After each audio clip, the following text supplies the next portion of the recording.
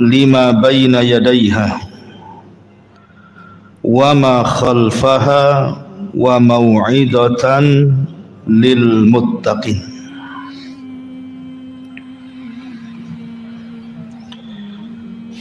Dan sungguh kamu telah mengetahui orang-orang yang melakukan pelanggaran di antara kamu pada hari Sabtu. Lalu kami katakan kepada mereka, jadilah kalian kera-kera yang dihinakan. Maka kami jadikan yang demikian itu peringatan bagi orang-orang pada masa terjadinya peristiwa itu, dan bagi mereka yang akan datang, dan tentunya peringatan bagi hamba-hamba Allah yang bertakwa. Surah Al-Baqarah ayat 65 sampai 66 ini berkisah tentang satu kisah yang menarik dan sering saya kisahkan, tentang kisah Ashab As-Sabti, kisah orang-orang yang melanggar dari kalangan Yahudi di hari Sabtu. Bagaimana kisahnya? Dan siapa yang melanggar di hari Sabtu ini? Apa pelanggarannya? Kenapa pula mereka sampai dikutuk menjadi kera? Apa penyebabnya? Dan apa pelajaran yang kita petik dari peristiwa Ashabus Sabti ini? Ma'asyiral muslimin yang dimuliakan Allah Subhanahu wa taala, ayat ini dicantumkan di dalam Al-Qur'anul Karim di beberapa surat dalam Al-Qur'an. Salah satunya surah Al-Baqarah, dan yang paling lengkap dalam surah Al-A'raf 163. Situ dijelaskan secara gamblang tentang pelanggaran orang-orang yang melanggar di hari Sabtu ini. Taib. Ashabus Sabti ini adalah sekelompok manusia yang tinggal di tepian lautan. Ada yang mengatakan mereka berada di Ailah. Ailah itu dekat Laut Kolzam, di dekat Laut Mati. Laut Mati, Bahrul Ahmar, Laut Merah, tempat ditenggelamkannya Fir'aun. Ada juga yang mengatakan mereka adalah sekelompok orang yang berada di Tabariyah. Ada juga yang mengatakan mereka sekelompok orang di Madian, antara Ailah dan Tuh. Ada juga yang mengatakan mereka orang-orang yang tinggal di tepian lautan di negeri Syam. Wallahu alam. Tidak jelas karena Al-Quran sendiri tidak menyebutkan tempatnya. Ini kan perkiraan ahli tafsir. Adapun yang dimaksud orang-orang di sini adalah mereka orang-orang Yahudi. Orang-orang Yahudi yang hidup di tepian pantai. Mungkin kalau di Batam ini kayak di Tanjung Riau gitu ya. Atau kayak di Tanjung Uncang gitu ya. Pokoknya yang di dekat-dekat pantai lah ya. Jadi ada sekelompok Yahudi di situ. Mereka bermukim yang keseharian mereka mencari ikan. Pada masa siapa peristiwa ini berlangsung?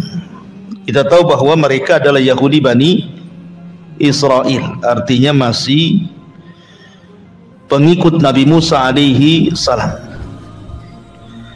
Sebagian para ulama mengatakan seperti Al-Imam At-Tabari bahwa peristiwa ini terjadi di zaman Nabi Dawud alaihi salam. Peristiwa ini terjadi di zaman Nabi Dawud alaihi salam. Jadi orang-orang Yahudi, kita tahu bahwa hari sakral mereka itu adalah hari Sabtu. Orang-orang Ibriyah ataupun dalam bahasa Ibriyah, Sabtu ini dari kalimat Syabat. Syabat itu menurut bahasa Ibriyah itu artinya al-qat'u, seseorang terhenti. Terhenti dari apa? Qat'ul amal, terhenti dari aktivitas. Tidak boleh di hari Sabtu itu mereka melakukan aktivitas. Makanya diambil dari bahasa Ibriyah Syabat menjadi Sabat.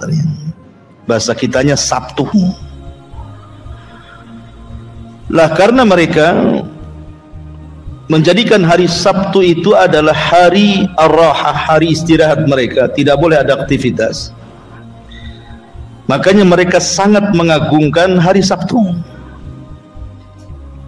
Apalagi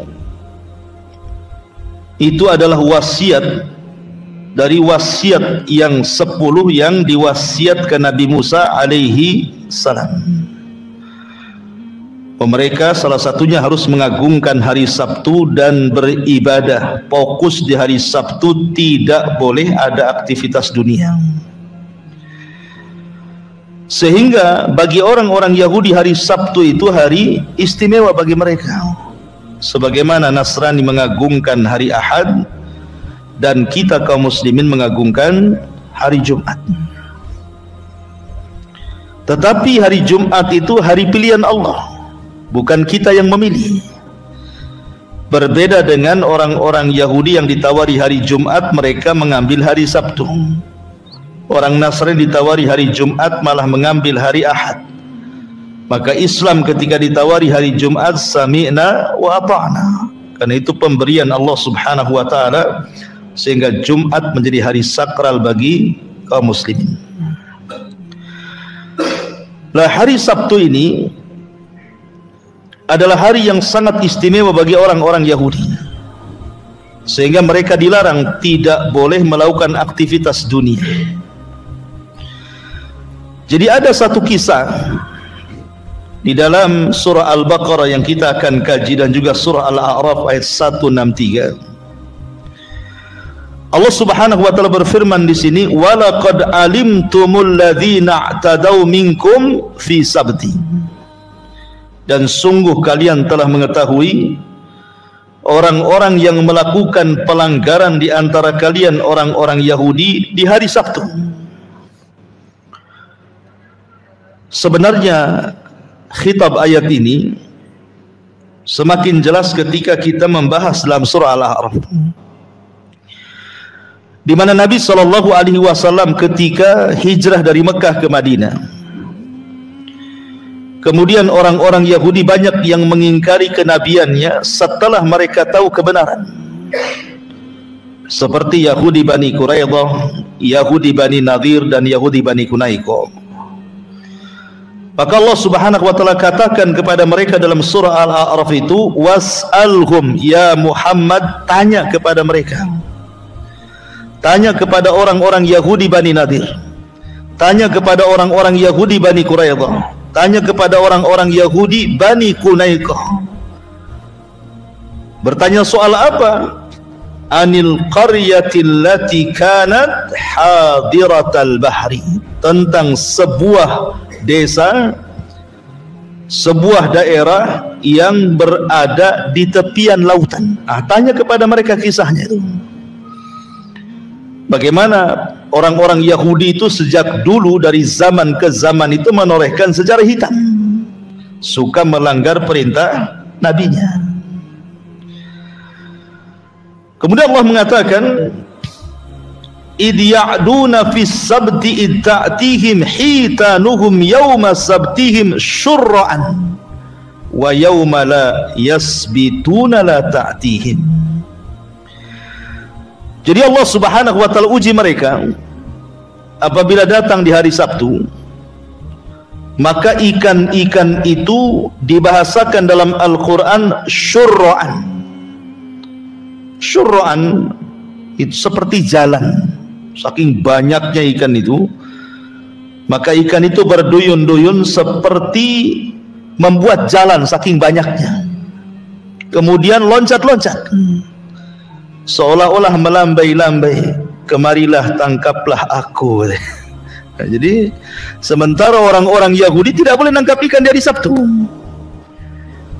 Kalau mereka sampai melakukannya, ini pelanggaran berat, bisa datang azab kepada mereka karena mereka sudah melakukan perjanjian sebelumnya. Tidak boleh ada yang melanggar di hari Sabtu. Ma'asyiral muslimin yang dimuliakan Allah Subhanahu wa taala. Tetapi namanya iblis, tentu iblis tidak akan tinggal diam, ikhwan. Sehingga iblis ini dalam menggoda manusia tentu tidak langsung ke pokok maksiat. Terkadang harus melewati marhalah demi marhalah, setapak demi setapak, setingkat demi setingkat. Dalam Al-Quran diistilahkan dengan khutuwat namanya. Allah Subhanahu wa taala mengatakan, wala tattabi'u syaitan wala tattabi'u khutuwatis syaitan innahu lakum aduwwum mubin. Janganlah kalian mengikuti setapak demi setapak langkah-langkah syaitan, karena syaitan itu musuh kalian yang nyata. Jadi setan itu ketika menggoda manusia, maka bertingkat-tingkat. Contohnya umpamanya, ketika tidak bisa digoda untuk melakukan kesyirikan, maka orang digoda untuk melakukan bid'ah. Ketika tidak bisa, maka digoda untuk melakukan dosa besar. Ketika tidak bisa, maka digoda untuk melakukan dosa kecil. Ketika tidak bisa, maka dilakukan sesuatu yang tidak ada manfaat bagi hidupnya, walaupun tidak berdosa, karena itu bisa melalaikan ibadah. Seperti itulah syaitan menggoda Bani Adam. Maka kemudian iblis mewahyukan kepada sebagian mereka, sebagian Yahudi yang hidup di tepian lautan itu, dan mengatakan, innama nuhitum an akhdiha yaumas sabti. Kan yang dilarang itu mengambil ikan di hari Sabtu. Fattakhadhu al-hayyah. Kemudian hendaklah kalian jangan mengambil ikan dari Sabtu, tetapi pasanglah ikatan atau pasanglah jaring di hari Jumat, supaya ikan-ikan di hari Sabtu masuk, kemudian ambillah di hari Ahad. Artinya mereka tidak mengambil secara langsung ikan di hari Sabtu. Mungkin kalau bahasa kita antum tahu bubu ya. Apa bubu ya? Yang untuk nangkap ikan itu yang besar, kecil ngerucut gitu ya. Kalau ikan masuk itu tidak bisa keluar.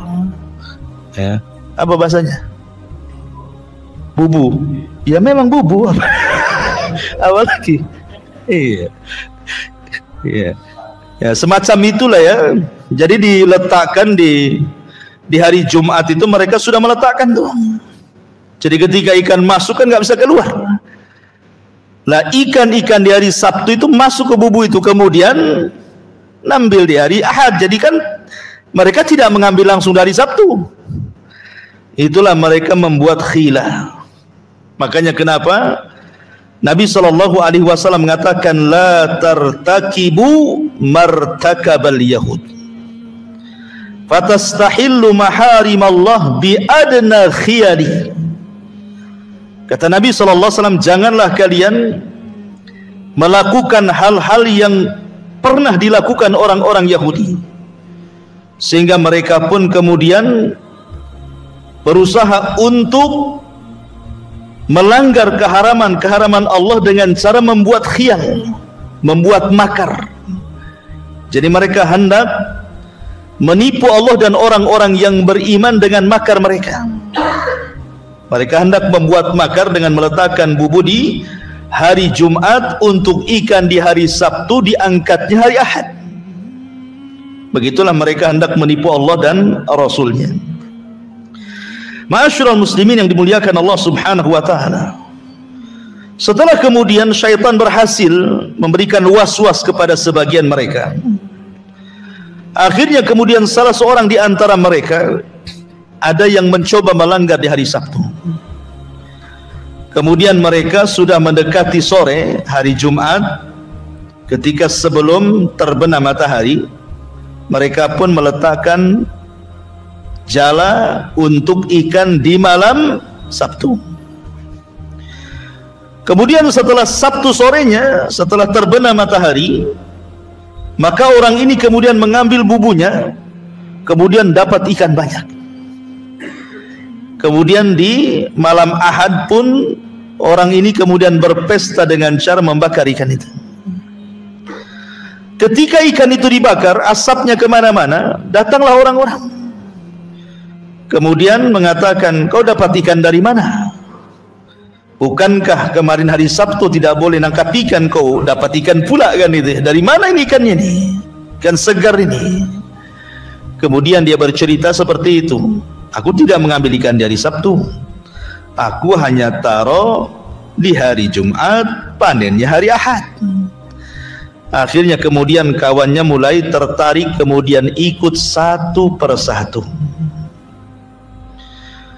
Ketika ikut satu persatu itulah makin banyak, akhirnya kemudian jumlah mereka yang melanggar itu, yang melanggar ikan di hari Sabtu itu sampai 70.000. Anda bisa bayangkan, sampai 70.000 orang-orang yang terlibat dalam penangkapan ikan di hari Sabtu itu kan bukan sedikit jumlah itu.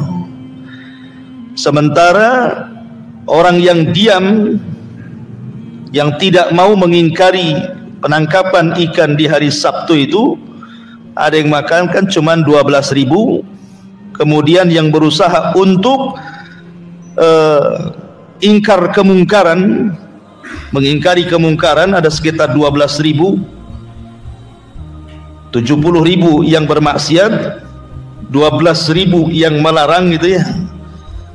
Kemudian sekitar 7.000 orang yang membiarkan. Wallahu a'lam. Tapi jumlah ini kan dari kalangan ahli tafsir, tidak ada dalilnya. Ini kan cerita Israiliyat, kadang-kadang dicantumkan di sini hanya untuk menghiasi kisah saja. Ya. Ma'asyiral muslimin yang dimuliakan Allah Azza wa Jalla, pertanyaannya, kenapa kemudian di hari Senin, Ahad, Senin, Selasa, Rabu, Kamis, Jumat, ikan itu hilang di lautan? Jadi mereka itu nyari ikan susah, bukan tidak dapat ikan, agak sulit ikannya. Tetapi ketika kemudian di hari Sabtu muncul pula ikan itu. Bahkan Allah membahasakan dengan syurra'an. Syurra'an itu seperti membuat jalan, saking banyaknya gitu ya. Jadi kalau ikan datang dengan koloninya itu, dengan rombongannya, dengan gengnya itu kayak jalan gitu ya, nampak dari tepian itu. Boleh jadi kenapa ikan itu muncul di hari Sabtu dan tidak muncul di hari yang lain? Boleh jadi insting ikan itu karena di hari Sabtu tidak ada yang mengejarnya gitu ya, tidak ada nelayan yang turun. Makanya secara insting ikan tidak membahayakan bagi mereka. Mereka muncul di hari ketika tidak ada orang yang nelayan. Atau memang Allah subhanahu wa ta'ala menjadikan ikan muncul di hari Sabtu itu dalam rangka ikhtibar, dalam rangka ujian. Allah sedang menguji keimanan dan kesabaran Bani Israel. Orang-orang Yahudi diuji nih. Di depan mereka dunia, apa mereka mau sabar dan tetap menghargai hari Sabtu, ataukah mereka tidak sabar? Akhirnya kemudian setelah beberapa orang yang tadi menangkap ikan, membakarnya, kemudian diikuti 1, 2, akhirnya kemudian tangkapan mereka makin banyak, akhirnya kemudian ekonomi mereka meningkat, lambat laun satu persatu mereka kemudian ikut terlibat melanggar di hari Sabtu. Ketika mereka melakukan khilaf seperti itu, maksudnya melakukan penipuan kepada Allah dan orang yang beriman seperti itu, tidak ada azab. Tidak ada azab sama sekali. Tidak tampak tanda-tanda mereka diazab. Akhirnya sebagian mereka memberanikan diri untuk langsung mengambil ikan dari Sabtu. Sudah enggak masang-masang jaring hari Jumat, untuk ikan hari Sabtu diangkatnya di Ahad lagi, tidak. Langsung nyemplung dari Sabtu. Ya, sudah main tanggung gitu ya bahasanya. Ngapain kita pasang-pasang jaring di hari Jumat? Langsung aja di Sabtu katanya. Lah ketika kemudian betul-betul mereka nyemplung dari Sabtu dan jumlah mereka semakin hari semakin banyak, apalagi sebagian mereka menikmati hasilnya, kemudian pasar-pasar pun ramai, ekonomi mereka juga meningkat, sampai jumlah mereka makin banyak sampai 70% Yahudi yang ada di tepian itu terjerumus kepada maksiat, mengambil ikan di hari sakral, hari Sabtu. Dari sini manusia mulai terbagi menjadi 3. Manusia terbagi menjadi 3. Yang pertama, yang 70.000 itu memang mereka bermaksiat kepada Allah. Mereka mengambil ikan betul-betul di hari Sabtu, dan mereka adalah kaum yang akan diazab oleh Allah Subhanahu wa ta'ala, karena mereka sudah melanggar perjanjian di mana mereka tidak boleh mengambil sedikit pun ikan di hari Sabtu, karena mereka sudah melanggar hari suci bagi orang-orang Yahudi.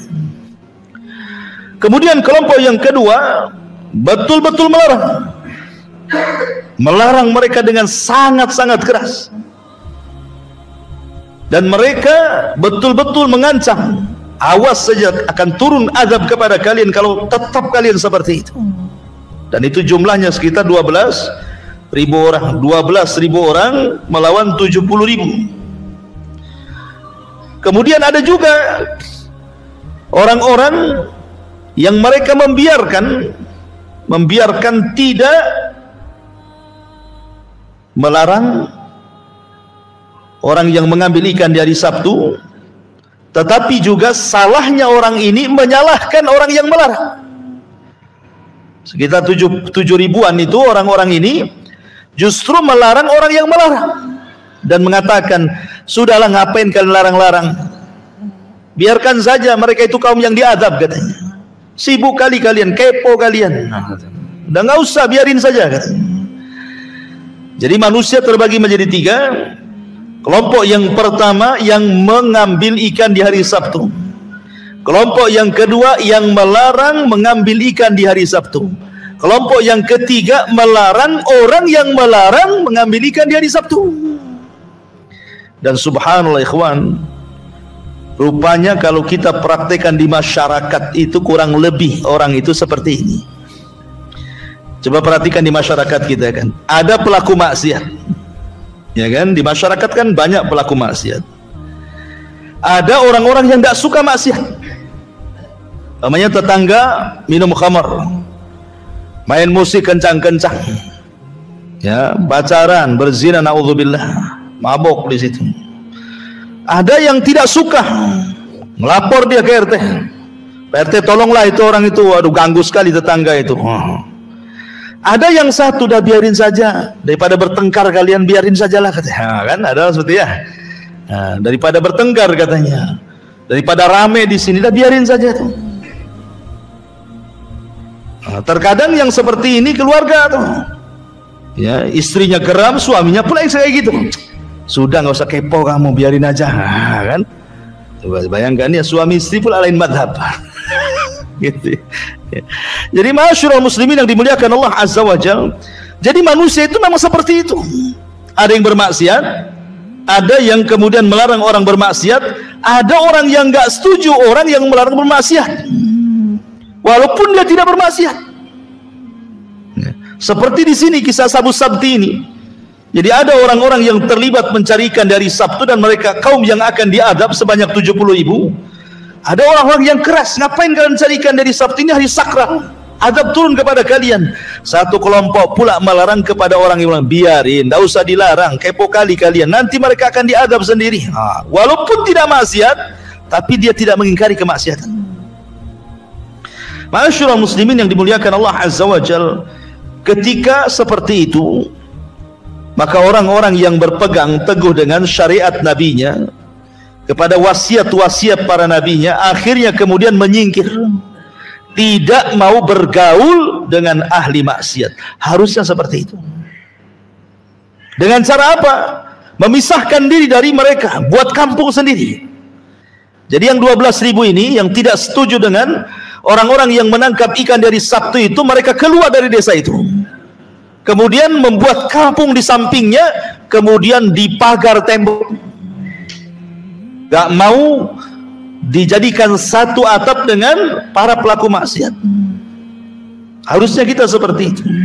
Kita harus hijrah kalau kita tidak bisa mengingkari sebuah kemungkaran di sebuah tempat dan kita takut terfitnah di tempat itu, hijrah saja. Negeri Allah ini luas kok, kenapa harus dipertahankan di situ? Kalau di sebuah, antum tinggal di sebuah perumahan, rusak tempatnya gitu ya, banyak penyelisihan sunnah Nabi SAW, dan antum tidak bisa mengingkari. Lambat laun pula antum tertarik, takut terkena fitnah, pindahlah, jual rumah, cari perumahan yang lain ya. Walaupun memang secara pahala orang yang bersabar di tengah-tengah fitnah tentu lebih besar pahalanya kan, tetapi istiqomah itu berharga, dan istiqomah itu hanya bisa dilakukan di lingkungan yang sama-sama sudah baik, ya kan? Antum nih ada perumahan, semua sudah ngaji, maka antum tidak perlu mempertahankan akidah karena semua akidahnya sama kan. Paling antum istiqomah saja, bawa anak istri antum supaya tetap seperti antum akidahnya kan. Tapi kalau antum di perumahan yang hanya antum saja menegakkan kebenaran, yang lain menegakkan kebatilan, akan sulit. Walaupun mungkin pahalanya lebih besar kan itu kan, tapi kalau tidak kuat-kuat akidah, boleh jadi antum terseret di situ. Makanya kemudian As-Sabu Sabti ini memisahkan diri namu, dibuatnya tembok tinggi-tinggi dia, berlepas diri dari para pelaku maksiat, penangkap ikan di hari Sabtu ini. Ma'asyiral muslimin yang dimuliakan Allah Subhanahu wa taala, setelah kemudian terpisahkan mana orang-orang yang beriman, mana orang-orang yang kufur, orang-orang yang melarang, kepada orang yang melarang mengambil ikan di hari Sabtu, mereka tetap tinggal di situ bersama orang-orang penangkap ikan di hari Sabtu itu. Mereka tidak ikut maksiat, tapi mereka tinggal di situ. Sehingga di sini ada dua kubu gitu ya. Ada kubu yang memang betul-betul melarang kemungkaran, menegakkan kebenaran, mereka sebelah sini di tembok, gitu ya. Yang sebelah sininya para penangkap ikan dari Sabtu dan orang-orang yang membiarkan. Ma'asyiral muslimin yang dimuliakan Allah Azza wa Jalla, mereka sudah diperingatkan bahwa mereka akan diberikan azab oleh Allah Subhanahu wa taala jika melakukan setiap pelanggaran yang diwasiatkan kepada mereka. Ingat perjanjian zaman Bani Israel sebelumnya ketika hendak ditimpakan di atas kepala mereka bukit Tur kan. Apa kata Nabi Musa? Khudu bikuah, ambil dengan betul-betul Taurat ini, kalau tidak Allah akan azab kalian. Jadi sebelumnya mereka itu sudah terikat janji itu dengan Taurat. Tapi memang Bani Israel itu sudah tidak takut dengan Allah sebagian mereka. Ya tidak semua, sebagian mereka juga beriman gitu ya. Tapi kebanyakan mereka degil dan suka melanggar syariat Allah Subhanahu wa taala. Sebab itulah ketika lama masa pun berlalu, zaman pun berlalu, tiba-tiba azab Allah Subhanahu wa taala turun kepada mereka. Apa yang terjadi? Allah Subhanahu wa taala berfirman, "Walaqad alimtumul ladzina i'tadaw minkum fi sabti faqulna lahum kunu qiradatan khasiin." Dan sungguh kalian sudah tahu orang-orang yang melanggar di antara kalian pada hari Sabtu, maka kami katakan kepada mereka, jadilah kalian qiradatan khasiin, kera-kera yang dihinakan, monyet-monyet yang dihinakan. Apa ya bahasa lainnya? Sejauhnya apa monyet? Beruk kalau bahasa Sundanya. Beruk-beruk gitu. Jadi mereka kemudian dihinakan. Ada yang mengatakan bahwa mereka dibentuk dalam dua binatang. Satu dijadikan kera dan satu dijadikan babi. Jadi mereka ada yang dijadikan kera, ada yang dijadikan babi. Ada yang mengatakan yang tua-tuanya dijadikan babi, yang muda-mudanya dijadikan kera gitu ya, atau terbalik gitu ya. Ada yang mengatakan bahwa yang mengambil ikan di hari Sabtu itu, maka mereka dikutuk menjadi kera. Dan orang-orang yang melarang kepada orang yang melarang mengambil ikan dari Sabtu dijadikan babi. Jadi dua-duanya diazab. Makanya kenapa Allah Subhanahu wa taala berfirman dalam surah Al-Anfal, wala tahsabanna alladzina wala tahsabanna, bukan, wattaqu fitnatan la tusibanna alladzina zalamu minkum khassa. Takutlah kalian kepada fitnah kalau sudah turun, bukan hanya menimpa kepada orang-orang zalim saja, tetapi orang-orang baik yang membiarkan kezaliman pun kena imbasnya. Kalau kita diam, tidak mengingkari sebuah kemungkaran, hakikatnya kita sama dengan mereka. Ketika turun azab, bukan hanya mereka saja yang kena, yang diam pun ikut kena gitu maksudnya. Walaupun tidak melakukan kemungkaran, seperti kasusnya di sini. Ya. Orang-orang yang melanggar hari Sabtu sudah jelas mereka jadi kera gitu ya. Lah orang-orang yang kemudian tidak mengambil ikan, tetapi melarang kepada orang yang melarang mengambil ikan di hari Sabtu dan mengatakan biarkan sajalah mereka kaum diazab, justru mereka yang diazab. Nah, dari sini kita tidak boleh diam dari kemungkaran. Kita harus bersuara dari kemungkaran, bukan hanya pandai mengajak manusia kepada kebaikan, cegah juga kemungkarannya. Karena kalau mengajak manusia kepada kebaikan senang saja, nggak akan dibenci orang. Biasanya orang itu kalau mulai dibenci itu kalau sudah mengingkari sebuah kemungkaran. Kalau sudah akidah menyimpang kemudian diluruskan, sunnah menyimpang diluruskan, baru orang itu emosi itu. Tapi kalau ngajak kayak sholat, senang aja orang. Ya. Makanya kenapa agak berat kita al-amru bil ma'ruf wan nahyu anil munkar ini. Tetapi faedah biasa bisa mencegah adab turun. Jadi ketika Allah Subhanahu wa taala kemudian kutuk mereka, ada yang menjadi kera, ada yang menjadi babi ini, tiba-tiba senyap. Tidak ada suara orang. Biasanya di pasar itu rame gitu ya, tawar-tawaran, cekakak-cekikik, macam-macam ya. Jadi orang-orang di balik tembok, orang-orang yang beriman ini pusing nih. Kok nggak ada orang ya? Biasa rame ya, kenapa ya gitu ya? Senyap dari pagi sampai sore, besoknya lagi senyap. Ini orang-orang pada kemana ini? Karena mereka kan di balik tembok, masalahnya kan nggak tahu gitu orang-orang yang beriman tuh. Akhirnya kemudian mereka penasaran. Cobalah kemudian dilihat, kenapa kok sepi di balik tembok? Biasanya orang rame, ketawa-ketawa. Ketika kemudian satu orang disuruh mengintip di balik gerbang, rupanya memang tidak ada orang sama sekali. Satu manusia pun tak ada. Akhirnya orang-orang yang beriman berkumpul semua, ada apa ini? Kemana manusia ini? Manusia sebanyak itu 70.000 kok nggak ada gitu ya.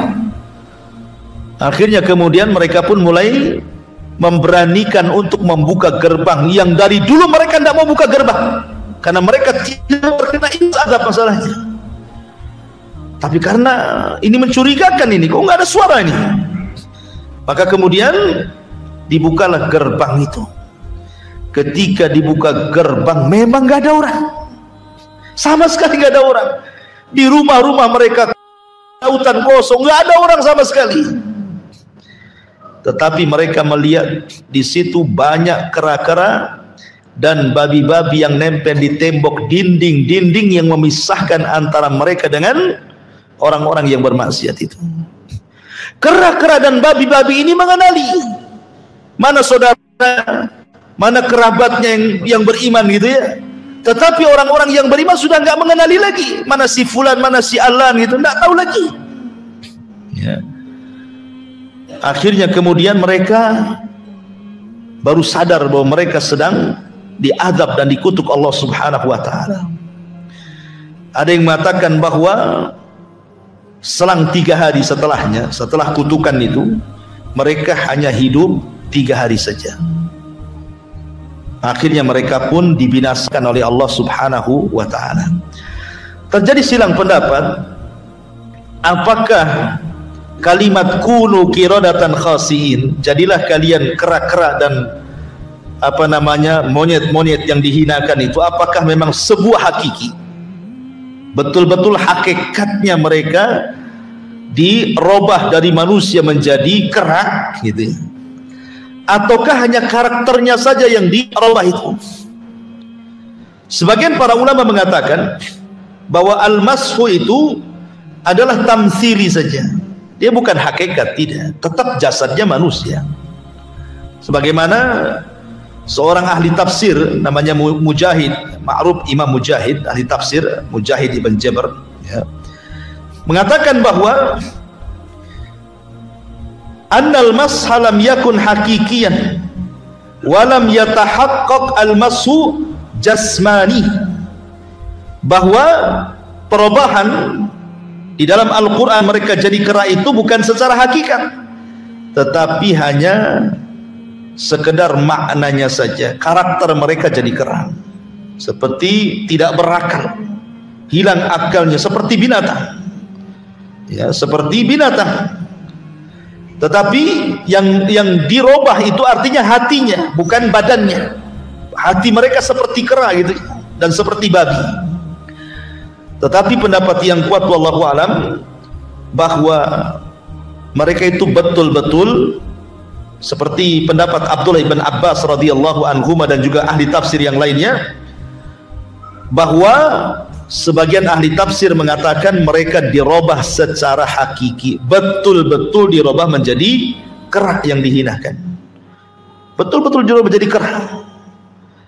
Kemudian hanya lewat 3 hari kemudian mereka pun mati.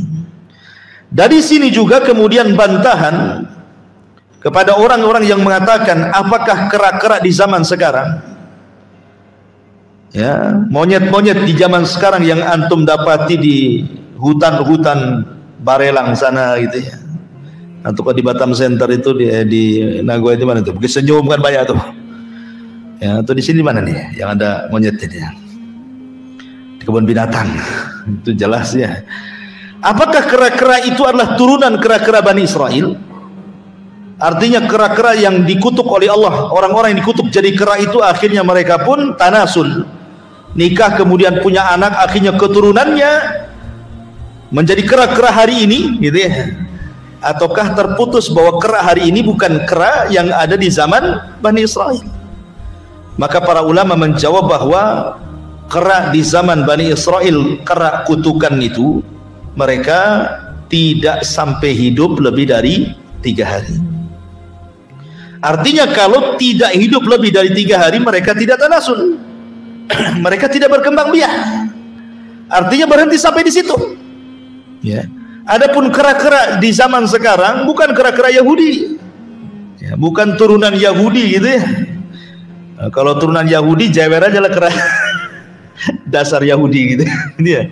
Jadi itu ya kera-kera lain, bukan kera-kera yang ada di zaman Yahudi. Dan ini juga mematahkan teori Darwin gitu ya. Ma'asyiral muslimin yang dimuliakan Allah Azza wa Jalla, lah setelah kemudian 3 hari mereka binasa, maka Allah Subhanahu wa taala katakan faja'alnaha nakalan lima baina yadayha wa ma khalfaha wa mau'idatan lil muttaqin. Maka kami jadikan peristiwa itu sebuah pelajaran besar bagi umat di zamannya, di zaman peristiwa itu berlaku, atau zaman setelahnya seperti kita hari ini. Dan ini juga menjadi ibrah, pelajaran besar bagi orang-orang yang bertakwa, bahwa setiap pelanggaran terhadap hukum-hukum Allah Subhanahu wa taala lambat laun pasti akan datang azab yang pernah Allah Subhanahu wa taala azab sebelumnya kaum-kaum sebelum kita. Pertanyaannya, mungkinkah di zaman setelah diutusnya Rasul akan terjadi lagi al-mashu, di mana Allah Subhanahu wa taala merubah sebagai azab manusia menjadi kera seperti yang terjadi di zaman Bani Israel, di mana Allah mengutuk orang jadi kera betulan. Apa mungkin terjadi kepada umat Islam? Sebagian para ulama mengatakan bahwa kalau itu maksudnya dalam skala besar, ini kan skala besar ya, skala kampung gitu ya, 70.000 orang jadi kera gitu, maka itu tidak mungkin terjadi. Tetapi kalau skala afrod, individu-individu, bisa saja terjadi. Ya, bisa saja terjadi kalau itu diarahkan kepada individu-individu. Tapi kalau skala besar, kampung, daerah, nggak mungkin terjadi. Tapi kalau skala individu, mungkin, tidak mustahil. Saya teringat kisah Al-Imam Ibn Hazm rahimahullahu ta'ala. Ketika di zamannya ada orang yang tidak yakin dengan hadis Nabi SAW, barang siapa yang mengangkat kepalanya sebelum imam dalam sujud atau ruku, maka dikhawatirkan kepalanya akan dirubah dengan kepala keledai. Dan itu riwayat itu. Orang ini mau coba-coba hadis itu. Nggak mungkin. Masa kepala saya dirubah jadi kepala kedelai keledai gitu ya. Kedelai kecil lah. Kemudian betul-betul dia lakukan tuh. Ketika dia sholat bersama imam, dia ingin membuktikan hadis ini. Imam belum angkat dari ruku, dia sudah angkat dari ruku. Selesai sholat, kepalanya jadi keledai. Itu terjadi di zaman Al-Imam Ibn Hazm ya. Dan yang menceritakan Imam Ibn Hazm dalam kitabnya seperti itu. Artinya bahwa kalau perubahan itu bisa saja terjadi. Bahkan ada juga yang dirubah jadi kera gitu ya. Ketika saya salah satu lupa kisahnya, menjelaskan tentang apa, salah satu masyayikh di YouTube itu tentang mungkinkah orang dirubah menjadi kera bagi umat Islam, kemudian mencontohkan mungkin, tetapi hanya skala pribadi-pribadi, bukan kelompok-kelompok seperti yang terjadi di zaman Bani Israel. Intinya bahwa di sini ada pelajaran besar bagi kita yang mendengar kisah ini, karena namanya kisah ikhwan, bukan hanya didengar menjadi dongeng saja, tidak, tetapi ada ibrah dan pelajaran. Kisah dalam Quran itu tidak ada yang sia-sia, tidak ada, semua ada manfaatnya. Dan bukan hanya dongeng tidur saja, bukan hanya enak didengar, diceritakan begitu kan, tetapi kisah tentang Ashabus Sabti yang paling besar, bahwa jangan coba-coba membuat makar, jangan coba-coba membuat makar dengan Allah. Seperti apa contohnya? Orang bercerai, talak 3, at-talaqu marratan, talak itu 2 kali. Berarti kalau sudah 3 kali tidak bisa rujuk. Kemudian orang hendak menipu Allah dengan cara apa? Ketika setelah talak 3 kan harus menikah dengan orang, dibayarnya orang. Nikah kau dengan istriku, bayar, nikah sinetron. Tapi semalam saja, besoknya kau ceraikan, biar istri itu bisa balik lagi kan gitu ya. Ini namanya khilah, tidak bisa, tidak boleh ya, tidak boleh khilah seperti ini. Atau umpamanya antum berserikat, antum punya usaha kambing di Tamiang sana, punya usaha kambing. Kita tahu bahwa kambing antum punya 2, jumlahnya 70 ekor. Kalau dibagi 2 berarti 30-30 kan, 35 ekor. Ketika dijadikan 1, sudah harus keluar zakat, karena kambing itu 40 ekor keluar 1 kambing kan. Setiap 40 ekor kambing keluar 1 kambing zakatnya kan. Biar tidak keluar zakat, kita pisahkan saja, ambil kambingmu 35, ambil kambing saya 35 kan gak keluar zakat kan gitu ya. Antum membuat khilah, namanya menipu Allah dan orang-orang yang beriman. Lah, makar-makar seperti ini jangan dilakukan. Dan banyak sekali kalau saya jelaskan tentang makar-makar sebagian kaum muslimin terhadap orang-orang yang beriman. Bahkan Allah sendiri, mereka membuat makar. Padahal Allah mengatakan wa makaru makran wa makarna makran wallahu khairul makirin. Mereka hendak membuat makar, Allah pun membuat makar, dan sebaik-baik makarlah makar Allah subhanahu wa ta'ala. Subhanahu bihamdika asyhadu an la ilaha illa anta astaghfiruka wa atubu ilaik. Allah ta'ala. Assalamualaikum warahmatullahi